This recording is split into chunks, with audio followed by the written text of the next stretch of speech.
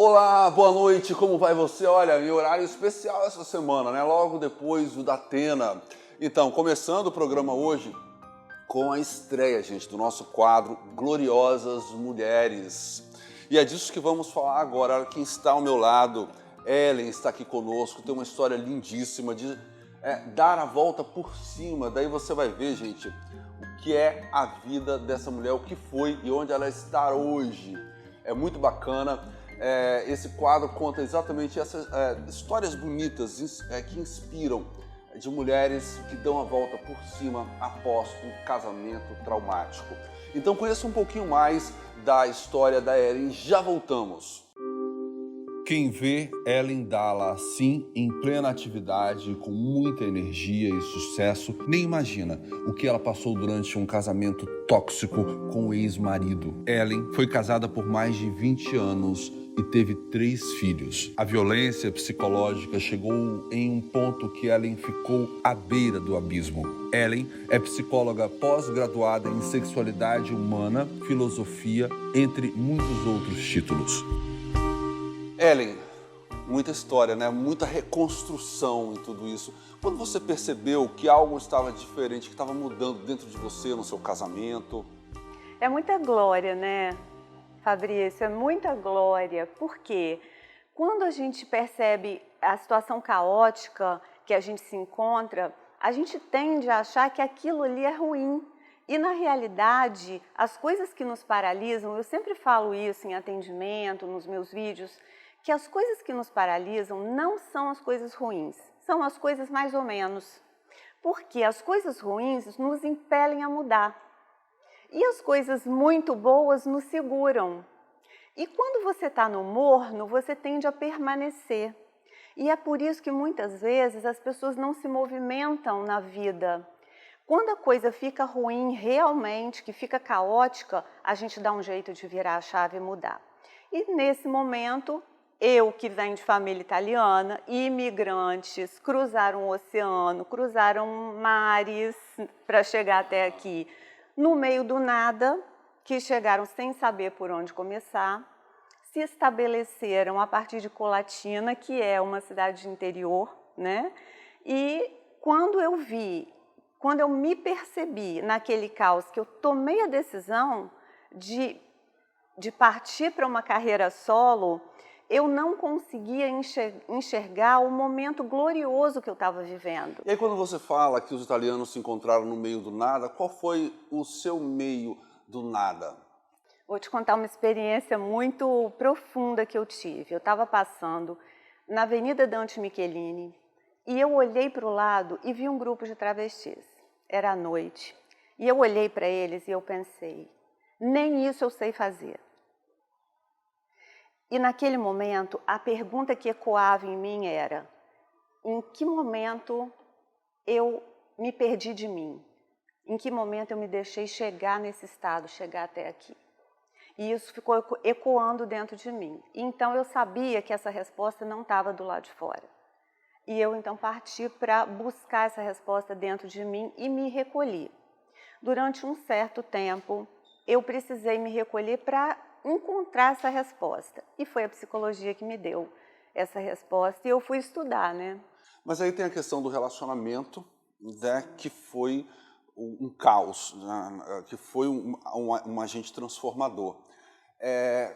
Em que momento você percebeu que ali você estava realmente indo para um lugar muito desconhecido e que você não estava gostando, caótico, e que você não podia mais continuar? Eu percebo que a gente busca essa resposta muito no outro. Eu acho que esse caos, porque o relacionamento ele é um espelho, ele é um reflexo daquilo que a gente vive internamente. E esse caos ele não vem com um fato isolado, ele começa a nascer. Na verdade, o caos se estabelece a partir de muitas circunstâncias. E as coisas que a gente vai permitindo que aconteçam. Então eu vejo que esse caos, ele começa em mim, no momento que eu me perco dos meus sonhos, dos meus objetivos, das minhas Mas coisas. existiu alguns acontecimentos que foram, de uma certa forma, bruscos, violentos, digamos assim, né? Sim. Dessa coisa emocional, dessa coisa de respeito com o outro. Você podia contar um pouco pra gente disso? Sim, eu acho que no meu caso, eu acho que o mais brusco foi o silêncio. Foi o não falar, a não expressão. E durante muito tempo esse silêncio tende a se tornar caótico. E eu, quando me dei conta, eu vivia um vazio existencial. Mas onde existia o abismo entre você e o seu ex-marido? Eu acho que na ausência do diálogo mesmo. E como era o tratamento? Como era essa coisa do emocional com seus Muito filhos? silêncio, até que bem, sabe? Meus filhos são muito maravilhosos. Num determinado momento, quando eu decidi realmente partir para minha carreira solo e recomeçar, cruzar esse oceano, esse vazio que começou a se estabelecer, esse caos, né? Porque os meus bisavós cruzaram um oceano de águas, eu cruzei um oceano de silêncio, de caos.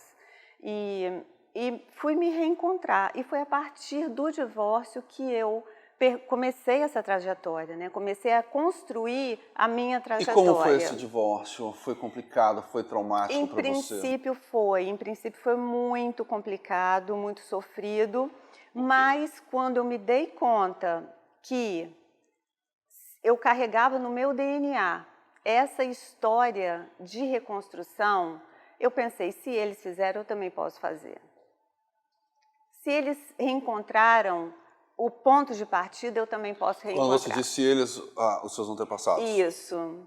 E eu senti que eu carregava essa história de sucesso em mim. Eu só precisava entender como, em que ponto que eu me perdi. E não tem a ver com o outro, Fabrício, tem a ver com a gente. Mas o outro, ele está sempre ali vivendo com você, tem uma carga energética ali para quem acredita, ou seja lá, o que for. Uma palavra muda tudo, é um acorde, né? E quais eram esses acordes, essas teclas que você percebia que estavam sendo colocadas, que não estava legal, que estava errado, que estava soando pesado, puxado, que estava te desvirtuando do que é a sua essência, a essência da Ellen? Eu acredito que eu acho que adultos, quando se relacionam, precisam ter objetivos em comum. Precisa ter uma visão de futuro em comum, coisa que não havia.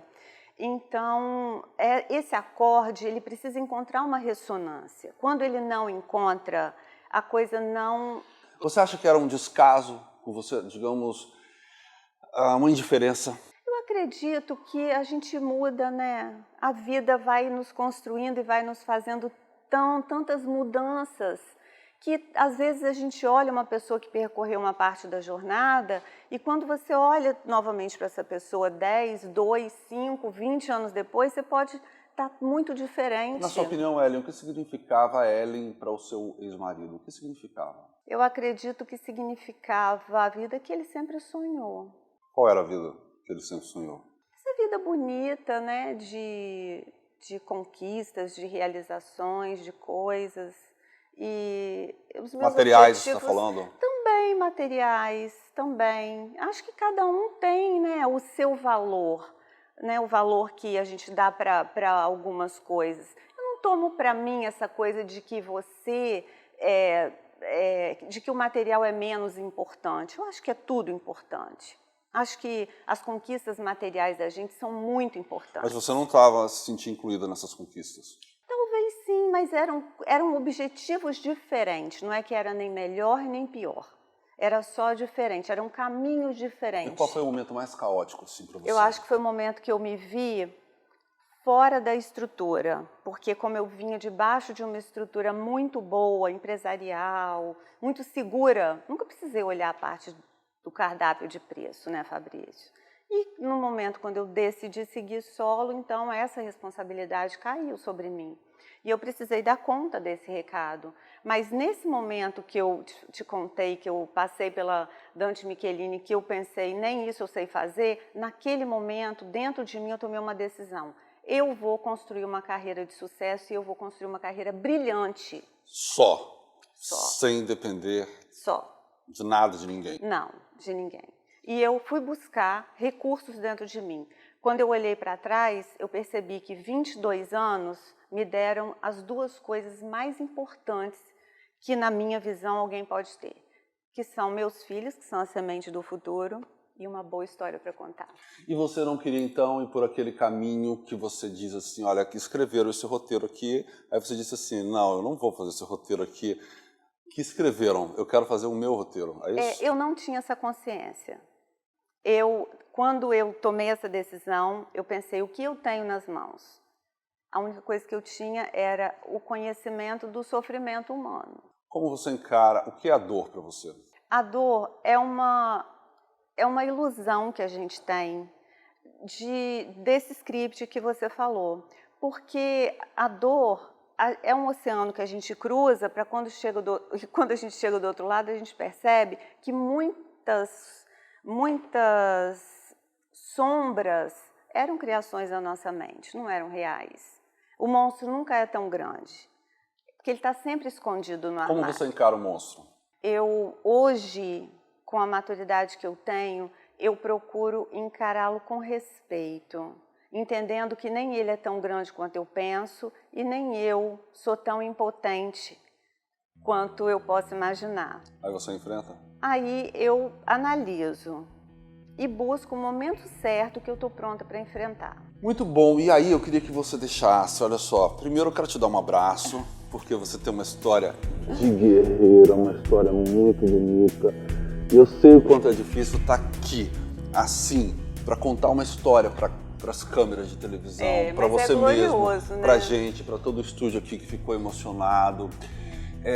E aí quando você se vê aqui nesse momento presente, inteira, bonita, linda, né, de energia, o que é que te passa pela cabeça? Passa um filme, sabe aquelas cenas quando a pessoa volta e passa aquela história toda rapidinho assim?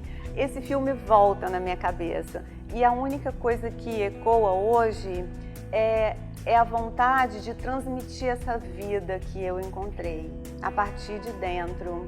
E o que você diria para as mulheres que estão passando por um momento difícil e que precisam tomar uma atitude, mas não têm coragem? O que você diria para elas?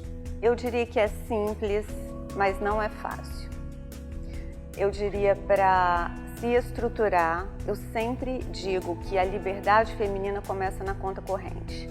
Pés no chão, prepara as mãos, encontra antes uma estabilidade financeira, se organize, não saia fazendo mudanças.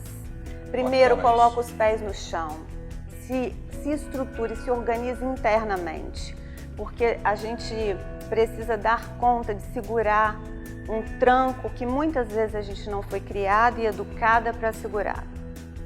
E a gente precisa achar esse ponto de partida desse equilíbrio interno. E aí depois as coisas aos poucos vão clareando, mas não é de uma hora para outra.